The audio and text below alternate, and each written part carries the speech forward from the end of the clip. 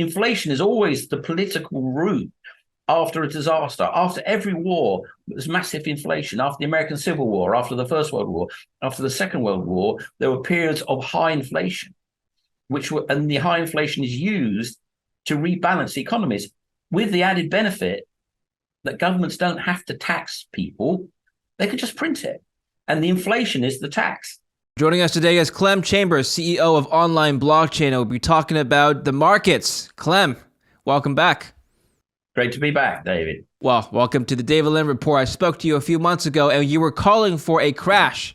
We haven't had a crash yet, but you did say that according to your wave patterns, we could get an uptick. Was this the uptick you were talking about? The whole rally that we've seen up until now, basically?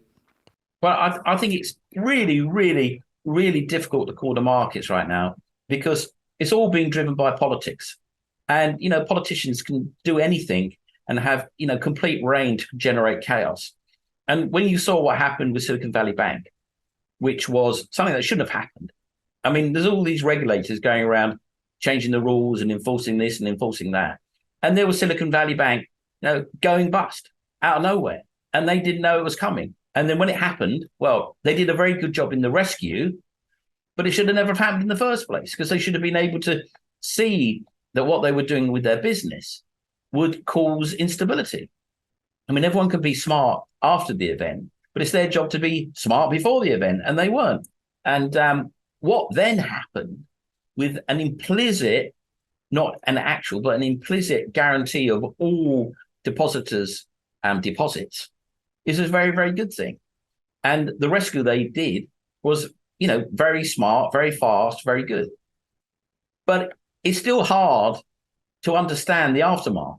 I mean, I've got a big, fat Goldman Sachs position now because Goldman Sachs fell out of bed like all the banks did. It hasn't fully recovered. And I mean, why not? I mean, it's all over. And yet the market, when it comes to actual being the market, seems to take a long time to adjust to things. And, that's because of the way that now everything is really run at the political level and the markets are no longer free. But that makes it extremely difficult to predict what's going to happen. Have you looked at the technicals recently?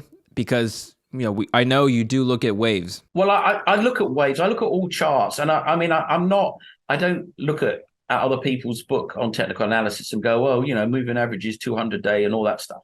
Because generally speaking, anything that's out there in the public domain, everybody's looking at it and trades it away. So, when people talk about 200-day moving averages, it's not something that really interests me. But what I think, if you looked at a chart, you're seeing happening is an attempt by the powers that be to hold the market and not really let it go down much more than it's at. And because, if there was a crash, all their efforts at repairing the aftermath of COVID would be as nothing because, you've got to not let the economy go into a horrible recession. And you do that by switching on and off the money supply. And when you switch on and off the money supply, you switch on and off the stock market. So what you have is you have two assets they really care about: real estate and private real estate and the stock market. And they are basically navigating their efforts to support the economy of America, by the American regulators and government and the European government and the British government, same sort of idea. They will turn up liquidity by money supply up and down to try to regulate the markets and regulate the recovery. Because they set the interest rates high, but interest rates don't control necessarily inflation. It's money supply. And if you have too little inflation or too little money, you're going to have a recession and a depression if you've got not enough money at all. And if you have too much money, then you've got inflation. And when you've got inflation because there's too much money and you're trying to turn off the money, then you're hurting the economy. And if you hurt it too much, you get your inflation target right, but then your economy collapses and your tax base collapses and your deficit balloons. So they're trying to turn the dial to get it just about right. So we get growth and we don't get too much inflation, and inflation starts to pull back, et cetera, et cetera, et cetera. So the moment the market starts to look like it's going to crash, they'll come in and they'll turn the money dial and they will pump money in, as they did when Silicon Valley Bank collapsed. If you go and you look at the balance sheet of the Fed, the bear market that you have seen in equities for over a year was because the balance sheet of the Federal Reserve was being paid down, which meant that money was getting tighter. So rather than quantitative easing, you're getting quantitative tightening. And that tightening goes straight into the market and pulls the price of equities down. So when Silicon Valley Bank went bang, they turned the dial and pumped money back in again. And half of the money that they pulled out over that period when equity prices dumped, they put back in a matter of weeks to stop the banks getting into trouble. Well, that's going to have a supportive impact. It's also going to have potentially an inflationary impact. But nonetheless, the key thing is turning that dial of money supply. So they've upped the money supply and they're going to be turning it back down again, as they've started to already been pulling that liquidity out of the system. And of course, the stock market hangs off that monetary system. So when they push money in, up goes the stocks. When they pull it out, down they come. So, that's almost the only thing one should really bother watching is the Fed's balance sheet. Unfortunately, it's a couple of weeks delayed. But, that is the driver of equities, and for that matter, crypto at the moment, is how much money is being pushed in or pulled out of the market. Clem, you didn't sound as frustrated as you may have, or you did sound a few months ago. I'm going to find something that really grinds your gears. We're going to get we're going to get that passion out. But I think you wrote an article. We're going to come back to the banking crisis. You did write an article called "The Banking Crisis is Over, Thanks to Regulators." So perhaps your sentiment overall is not as negative. I want to come back to that. But first, since you brought up inflation, UK inflation came in at 10.1% in March, just 5 days ago. The data came out, and it's still the highest number in Western Europe, despite the fact that it's come down lower than expectations and the fact that it has been coming down, but it's still in double digits, the only country in Western Europe to have still double-digit inflation. What is going on in your home country? Well, I haven't lived in the UK for half my life. I just sound like I have. But, they really did turn the tap on in the UK. And then, when there was a cost of living crisis, so-called, which is really not what it is, but never mind, they decided that it'd be a great idea to, get rid of inflation by printing more money and handing it out. And of course, that's not going to work, is it? You've got high prices, so you give people money to enable them to pay the high prices. That's exactly what causes inflation. Always have, always will. The cure to high prices is high prices. People go, oh no, I can't afford to heat my house. I'm going to wear a jumper. And then demand falls and then the price falls. If you hand out money, the price is going to stay up or go up further. And it's a sad kind of fact. But if you give money to rich people, you don't create inflation because they don't spend it. They just stick it in the bank and store it up. If you give money to poor people, they spend it and create inflation. Because not only do they need to spend that money, they want to spend that money.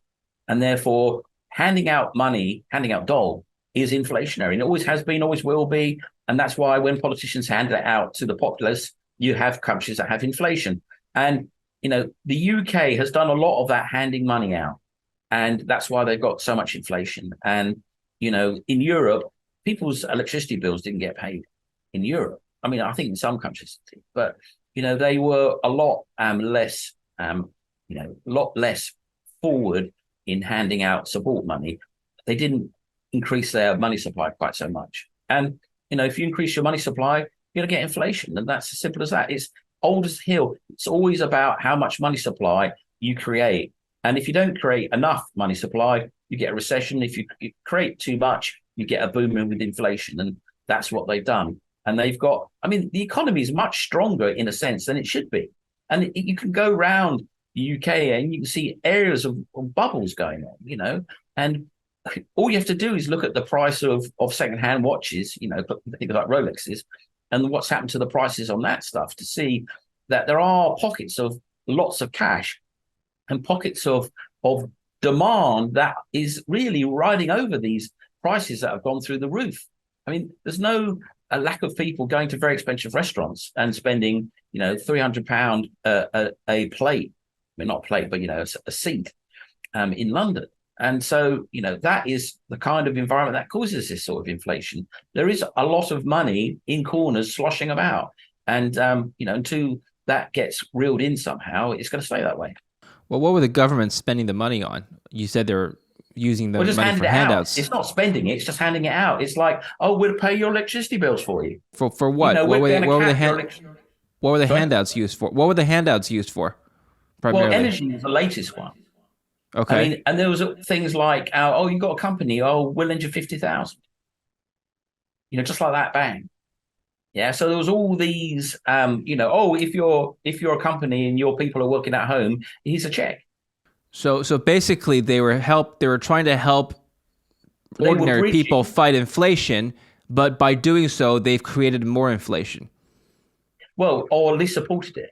If you pay people, if you give people money to pay for high prices, those prices are going to stay high, aren't they? You control prices with supply and demand. Yeah. And you cut demand by rising prices. So if prices go up and you just say, oh, here you are, people, here's money to pay for that. You're not gonna cut demand, are you? I mean, it's the old thing that the classic inflationary spiral is, and prices go up. Workers say, give me more money. And the employees say, no, no. And they say, right, we're going on strike then. So they go on strike, they get more money. Now they've got more money. Okay, then they go out and they've got more money to spend. The guy that had to give them more money has to put his prices up. So other people say, oh, the price of that's gone up. Oh, I need more money. So they get more money and the price of the thing that they make goes up. So, there's a wage price spiral, which is the classic inflationary loop. But of course, it doesn't have to be a wage. It can be a one-off. It can be a stimmy check. Yeah. And, at the end of the day, when you have a QE environment, which we've seen in the past, and it doesn't create inflation, everyone says, why is that? Well, the answer is it all goes to the rich. And that's why the wealth gap opens up. Yeah. So you print money, but you somehow organize it to go to the rich. The wealth inequality opens up, but you don't get inflation. Yeah. Now, if you gave people money to close the wealth gap, you're going to get inflation. Yeah. And that's just the way that the gears of the economic world work. Yeah. Because people haven't got money, have got debt, for example, but just say they just haven't got enough money to get all the things they want. Well, as soon as they get that money, they go get the things they want. And that generates demand and that pushes up prices. So unfortunately, people without money, if they get largesse, it's an inflationary cycle that is created. You wrote that in a Forbes article, you wrote that inflation will probably hover around 5% until the poison has done the job and inflation can be brought down to the magic 3%. This is how financial stability will be maintained. First of all, you're talking about the US, I'm assuming, right? Well, I was talking about all of them, actually. Because the initial spike and then, oh, it's transitory. And then suddenly it's not transitory. And then suddenly, it falls. Because look, I'm a central banker. And I know I've got to, bridge this gap because my economy has lost 20% of its value and its wealth because it's had the COVID thing. So everyone's down 20%. So what I can do is I can go and I can say, oh, tough luck, everybody. You're going to take a pay cut. There's going to be an economic recession, depression, and that's going to sort everything out. And of course, no one's going to sign up for that. Alternatively, I can say, oh, look, there's inflation. I wonder where that came from. Because I printed a load of money and I've distributed it into the economy to paper over the cracks, to bridge this chasm of loss. And if I do that, everybody keeps the same amount of money in their bank, the same amount of notionary wealth. I'm a millionaire. At the end of the process, I'm still a millionaire. I still have my 1 million, but actually it's worth about 30% less. Yeah, because there's been inflation. But, I didn't get angry about that. My business didn't collapse. I didn't have to cut people's salaries. My sales didn't nosedive. My profits stayed the same, even though they're worth that much less. It got smoothed out with inflation. But to fill that loss of economic wealth because of COVID, That's a big hole.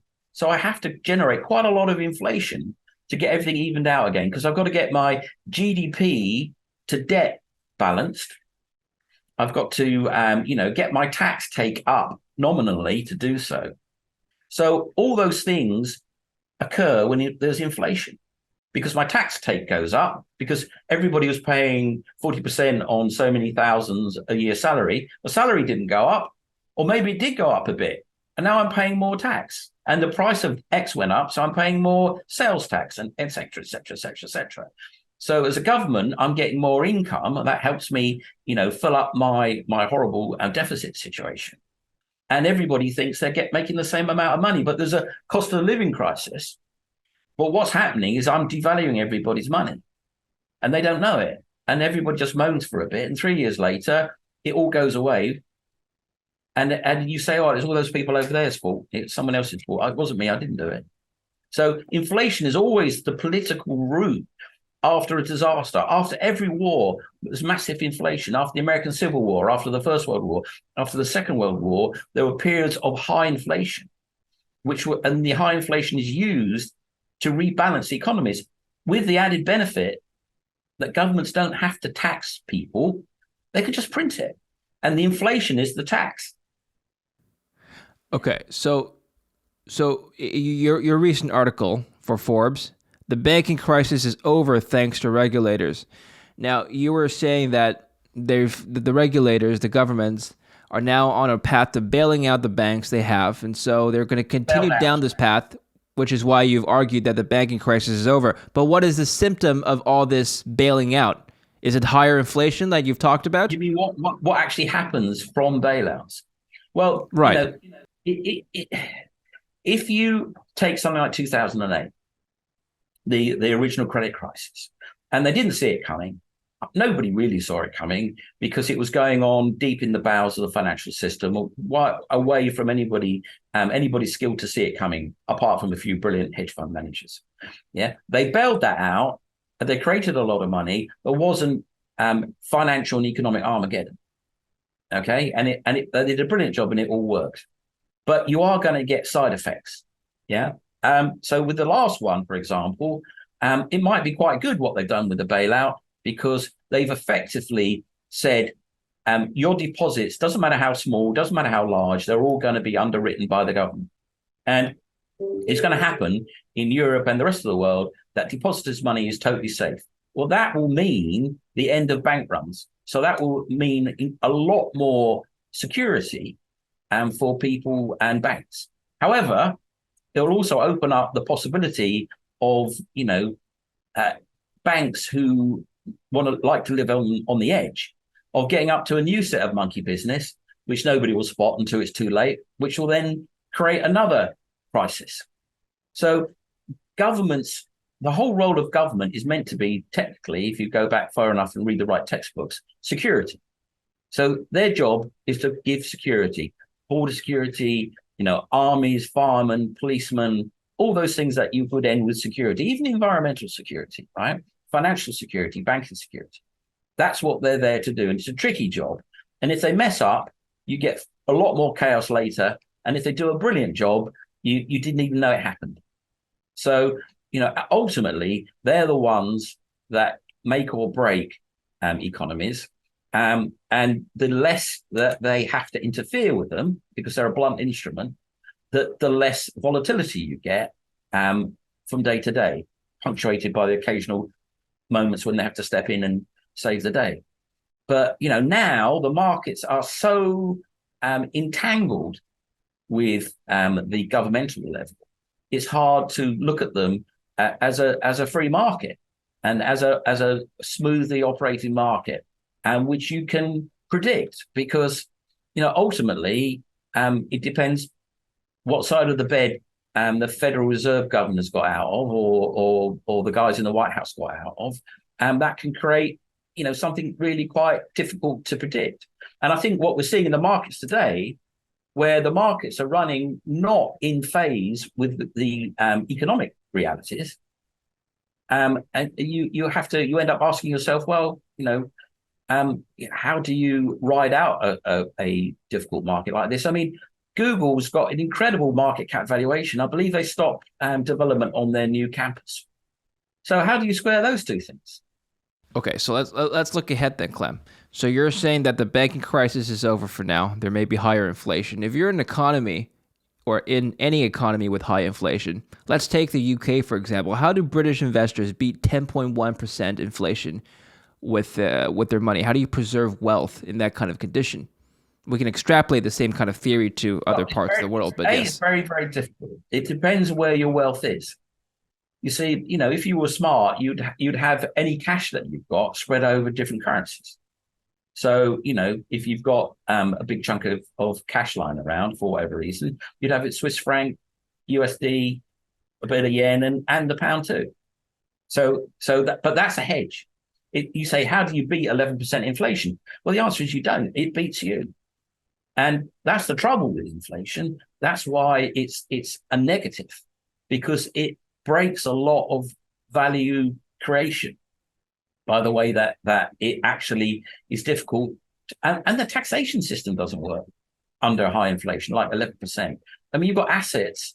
There was all sorts of, in the 70s, all sorts of crazy accountancy techniques that had to be used for companies it was called inflation accounting, I think it was called, so that you could actually account properly for the fact that your assets were going up nominally 10, 12, 15% a year when you bought them 10 years ago. So, you end up with assets that you've made a massive profit on, inverted commas.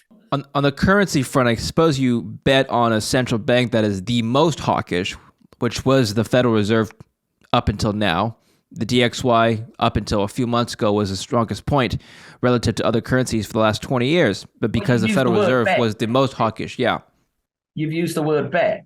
And I think in dangerous situations, you can go two ways. You can do the betting. I bet that the dollar's going to do this. And therefore, I'm just going to try to go with the volatility of it all and, make a load of money because I get it right. I'm going to be a hedge fund manager. Or you just actually hedge. And you just hedge your bets and try to imagine how long it's going to go away. Somewhere like the UK, it's very, very difficult. Yeah. And it depends on your structure of your assets. If, for example, it's great if you borrowed a lot of them. I mean, the answer is if you've got the wherewithal and you've got the courage and you've got the ability to manage the situation, is you borrow money, because you can borrow it at 7 and inflation is 12.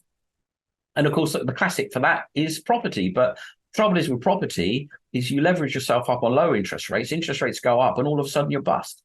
So if you can get the money, which is, again, interest rates and inflation are not necessarily directly connected, because if you can borrow the money at 9 and you've got 12% inflation, you're going to make a 3 carry on it, aren't you? But as it happens, when you go to borrow it, they won't lend it to you. So it's actually the money supply, the supply of money to people that directly affects inflation, rather than the interest rate you are necessarily being asked to pay. Now, obviously, if you're already tied into variable interest rates and they go up, your ability to buy anything but pay your mortgage just vanished. So it does have a direct impact in those sort of situations. But in America, for example, where most people's mortgages are fixed rate, as I understand it, people go, well, I borrowed it at 2. I don't care whether people are borrowing at 10 now. It just means that, the housing market stopped and maybe housing prices fall, et cetera, et cetera. But if your money is liquid, it's all in cash, it's difficult because you're going to take a haircut of 10% a year and in your wealth, in your actual wealth. And, you can, of course, look to put it into assets. But when you've had an asset value bubble, there's no good buying a Picasso for 10 million if it's going to be 6 in 3 years' time. So you have to find at least a properly valued asset.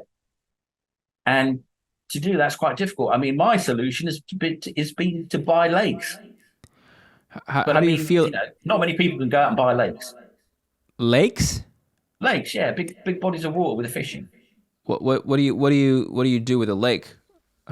Well, you look at it, you say I got a lake, but it's not something that's been a bubble in value, and therefore is a constant value and will go up in a constant value with inflation. How how do you make money on a lake? I mean, you can't build You a don't house lose on it. money on a lake. So what? What's that? Don't lose money on a lake. Okay. And that's what you've got to try to do in high inflation. You've got to try to not lose money.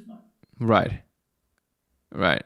Any other assets that may not lose value Well, I mean, that are if more you liquid than a lake? No pun intended. liquid assets, I know, but if you're asking what can you buy that's going to go up more than 11%, well, that's very tough when you're operating in an inflationary environment at the end of an asset bubble, because the assets, you see, the thing that I was talking about, there's this value that's been lost in these economies of say 20%, right? So inflation goes that way, and maybe asset values goes that way. And to that loss of wealth from COVID is actually shown in the economy itself, right? So you can get in a situation, I mean, you could call it stagflation, but it isn't actually stagflation. But basically, you are in a hard economic period where there's high interest rates and high inflation, and assets just don't even go up with inflation. They go down. Yeah. So what you need to do if you're going to is to protect your wealth and come out with the same wealth that you went in with. Everyone else comes out with 20% less and you come out with the same. You're kind of laughing because you've actually got a good situation there, because you could come back and that asset, that £2 million house or $5 million house is now $3 million. As long as you kept the money that you came in with, you can buy twice as much. So, to an extent, I think it's protection first before you then try to be clever. But if you're going to try to be clever, then you've got to look at you've got to stop the pick. I mean, there's opportunities out there. I mean, it's just plain weird. And it's weird because it's in this government kind of stranglehold. I mean, I go back to Goldman Sachs. I mean, what's it doing? Not back to where it was before Silicon Valley Bank crash. I mean, it should be back there now. It isn't. I mean, I'm fine with that. I bought at 310 and it's 345 now.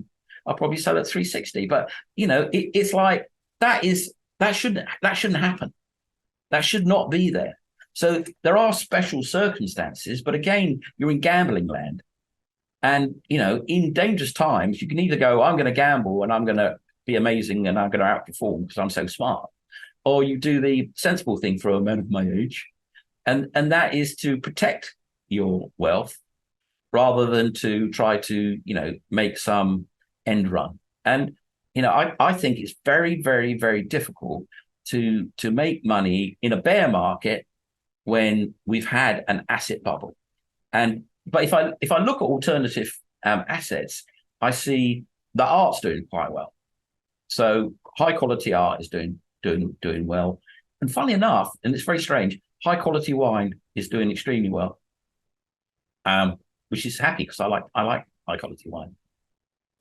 So alternative assets are doing well. It's a place to look because it's a niche, and you can apply skill to it in areas where not many people are skilled. So normally it's an information advantage that enables people to do well, and in difficult times that outperformance is multiplied by skill. Obviously, it's impossible to make much money if you're not skilled anyway. So, I mean, it's kind of relatively self-evident. But there's plenty of special opportunities out there, and the special opportunities, which is really what other alternative assets are, special opportunities. That's where people should go looking, off the beaten path, because there is a lot of value in a lot of markets. But when you look at the pinnacle of it, you're left wondering what the devil is going on in there. You talked about mortgage rates. So I want to get your thoughts on real estate. How do you feel about the real estate market in America? Well, I mean, I understand that it's taken a bit of a check, which is good. And, I only get excited with the American real estate market when it's really on its, butt, as you would say. And I don't think it's there yet. And being old, I just look at the sort of prices that have been in American real estate in the past, and it's hard to justify the current levels. I mean, around 2000, the sort of property you could buy in LA and Hollywood and on the beach was just fabulous. And now there's like 1,000% rise in it. in terms of prices. And I'm no real estate expert. I end up with it, but I'm not somebody that makes his living from it. So bottom line, do you think that by saving the banking crisis, the regulators have created other crises or are about to? Oh, well, I think that's unavoidable. But I mean, I think they did a very, very good job stopping that from being a disaster. And it's like when there's going to be a massive catastrophic disaster and someone comes in and rescues it, you never hear about it. If they're getting early, you never hear about it ever. And if they get in just a little bit late, it's just a blip. It's a couple of weeks headlines and everyone forgets it. But the point is, if it hadn't been stopped, if it hadn't been saved, it had massive potential for utter catastrophe. And so they did a good job there. And there's always going to be unintended consequences. There's always going to be more that you never know about. There's always going to be rising problems because, it's what I call the hidden variable. If you take, say, a Black-Scholes option equation, there's all these variables, and then you get this number. It doesn't add up, so they come up with another variable, and implied volatility, which means the price is wrong. Okay, but there are other variables in that equation that are hidden. Nobody knows what they are. Nobody knows, that they're there. Nobody won a Nobel Prize explaining them. Yeah. So, for example, counterparty risk was a massive valuation metric in all assets that nobody even thought about until 2008. Nobody said, oh, there's a counterparty risk of X, Y, and Z, and we'll reprice our options that way around. Yeah. So it's a hidden variable. And when you have all these variables that are known and are regulated and everybody watches the compliance officers say you can't do this, you can't do that, the hidden variables expand and expand and expand, get bigger and bigger and bigger and bigger and bigger and bigger, and suddenly, bang, they blow up and you have a crisis on your hands. And that's what happened with Silicon Valley Bank. The hidden variable there was the fact that the depositors were all linked up, were all linked together. So as the depositors went down at once in their balance sheet, so their connected party, i.e. the unicorn's balance went down, the venture capitalist balance went down, and all of a sudden they didn't have any depositors anymore. And bang, down they went. So that variable, you can say depositor correlation, was a hidden variable in banking up to right now. And because that will grow and grow and grow and grow and grow until it explodes, because that's the way that our businesses work. So then how else are you positioned? What else are you buying, or what else are you investing in right now besides lakes? I'm up to my ears in equities at the moment. And, I know Goldman Sachs, you like, so is it just Goldman Sachs, by the way, in the banking sector? Goldman Sachs, not ears. What's that? I'm up to my ankles in Goldman Sachs, not ears. You see, you've got to have a diversified portfolio of risk. You can't go, Goldman Sachs cheap, I'm all in. Well, is it just Goldman that you like, or are you just using that for the proxy? Are you using that as a proxy for all banks because you like all banks? Beautiful example of how you can make money in this kind of ridiculous market. So you looked at something ridiculous, i.e., what's the chances of Goldman Sachs being much affected by Silicon Valley Bank going down? You hope not at all. This is where I find out tomorrow that, they're much more linked than I knew. But you take a position. I mean, it could be Citi, it could have been JP Morgan, right? And they're all haven't quite recovered yet. In fact, not at all. And I mean, I took an interesting position in Barclays at the same time, which I got out of fast because they went up fast. And if I could make 2 weeks profit in one day, I'll take it in a day. And there's an example of where you can do well because it doesn't make sense that X.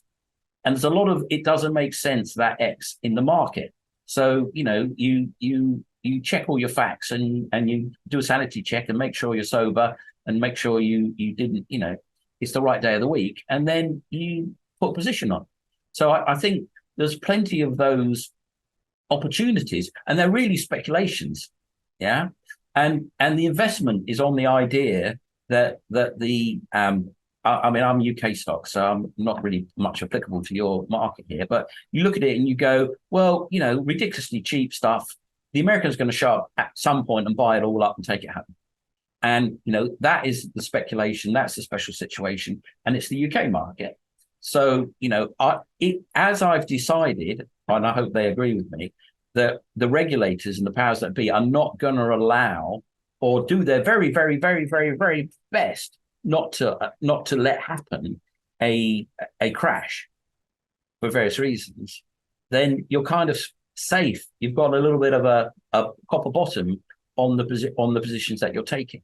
So, the reason why all the banks fell out of bed was that people didn't think that the American government would come out and say, your money's safe, just your money's safe. Don't worry about your deposits. No, don't have to queue up all night outside the bank. Your money's safe.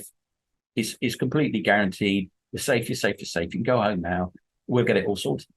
And, I kind of felt they would do that because my theory is that the American government and its regulators will not allow a crash, will not allow a meltdown, and they would do everything possible to keep stability stable. And therefore, Goldman Sachs, which is about as blue-blooded as the banks get, down on its luck, is the sort of speculation you make there. So you're basically picking out of or incorrectly priced securities and assets. It's not that you're betting on a specific theme like an economic recovery or whatnot. I think that, in a sense, it's a little bit out of favor, but mispriced assets is definitely the way to go. Always, getting on the, this is going to go up forever or those sort of trades, momentum trades and all that. I hate momentum trades. You feel good until it's the end of the momentum and then it kills you. I just simply cannot get on board these trains. I like to buy things that, like GE was down on its luck. I mean, all you have to do is decide whether they're going to go bust or not. And then if you didn't think they were going to go bust, you buy them. And then you just wait. I mean, I called Exxon in Forbes a few years ago. It tripled since then. It's like oil company, making huge fortunes, paying big dividends. What the devil is it doing at that price? And I think they're the best sort of investments you can make. The ones that, a gold miner once said to me, when you're panning in a river, and I've done that, if you think it's gold, it isn't. If you know it's gold, it is. And most people go, what does that mean even? But, if you think something is something, it isn't. When you look at it, you go, look at that. There it is. Then it's good. And I think investment decisions should be the same. If you think it's going to go up, it isn't, or don't touch it. If you absolutely know, then you should. And when you absolutely know, you should act. And when you don't absolutely know, you shouldn't. Do you think Bitcoin is underpriced given how low it is relative to its all-time high? Well, it's not low relative to its all-time high. It's only half. I mean, come on. It was a quarter. Look, back in the day, shares used to halve and double every year. When I started out in the 19th century, that's what shares did. They halved and doubled every year. So it was quite an easy trade if you could pick one that wasn't going to go bust, to kind of wait for it to get its seasonal low, buy it. When it got to the seasonal high, sell it, because there was a big trend there. So that's the old value investment tag, is to buy a company when it's lost half its value. And when Bitcoin was down at 15,000, which was a quarter of its value, then you could tell me about it falling quite a lot when I was expecting it to halve again. Now, I've been at a few crypto shows and blah, blah, blah in the last few weeks. I was at NFT NY just last week with all the bored apes who haven't got yachts anymore, but they're still bored. Anyway, I was with all them and I'm going, what the devil's going on with Bitcoin and Ethereum? Why is it so high? And everyone going, I don't know. Why is it so high? Everybody in crypto is going, I don't know what's so high. Yeah, we're all asking, why is it so high? We're losing our minds. We don't know. It's so high. So the industry itself doesn't know why it's so high. So, What do you mean it's so high? High relative to what? High relative to where it got down to, and high relative to the fact that the American government want to close the whole show down. And that anybody that's, even got C in their name that might be even sniffed a Bitcoin in their life is getting, hauled in front of all sorts of regulators. So given that Bitcoin is so high relative to its bottom, have we missed the boat? Well, that's a good question. there's another old trader saying, which is, don't trade what you think, trade what you see. Right now, I'm not trading what I see in Bitcoin because I don't trust it at the moment. But it's strong. It's firm, as I used to say back in the 70s. It's firm. It shouldn't be firm. It should be 10,000. So what's that all about? Don't know. I don't know anybody that knows. And I don't know anybody that can come up with a good explanation apart from, Bitcoin fixes this. So, what is it? Is it people in the crypto industry supporting the price? Is it China about to invade Taiwan? Is it, Fed liquidity after SVB Bank going into crypto through some conduit that nobody understands, pushing it up? Because definitely crypto is correlated with equities these days. And depending on what time of day it is, it correlates with equity markets. So maybe there's something funky going on there. But the bottom line is everybody, I don't know, and everybody I ask and who should know, don't know. So I think the answer is, I just hope it's not China invading Taiwan, because that would be really bad and I'll lose a lot of money. That's another can of worms we'll open up another time. But Clem, very thorough analysis already. So we'll end it here. Thank you for coming on the David Lynn Report. I appreciate your time. Thank you. Thanks, David. And thank you for watching my show. Stay tuned for more and don't forget to subscribe.